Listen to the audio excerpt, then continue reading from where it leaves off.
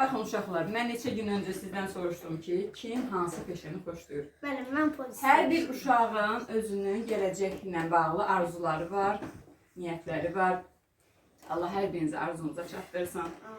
İnşallah savadlı olasınız ailənizə, müəlliminizə, özünüzə uğur gətirən övladlardan olasınız.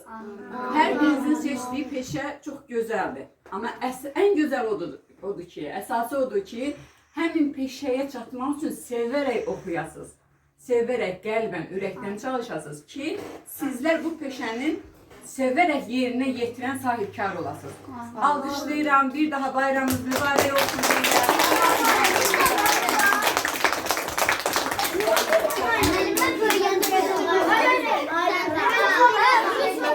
9 yaşındaki Sima ilə gəncləşdirilmiş Sima eyni deyil, elədir. Məsələn, həkim olacaq gənc oğlan kimi görkəmlir də, indiki Murad kimi balaca görkəmlir ki, elədir uşaqlar. Hər birinizə bir daha da uğurlar arzulayıram. Evdə bir küncə qoyası bir şəkil deyil bu. Bu sizə stimul verəcək, bu sizi daha da gələcəyə addımladacaq bir şəkillərdir ki, hər dəfə laf olsun həkim qızlarımız var, müəllimliyi seçən qızlarımız var, rəssamlığı seçən qızlarımız var. Bunları hər dəfə baxdıqca deyəcəksiniz ki, mənə necə də gözəl yaraşır, mən gərək çalışam ki, bu sənətin sahibi olam. Bu peşənin sahibi olam. Öpürəm yenə də hamı.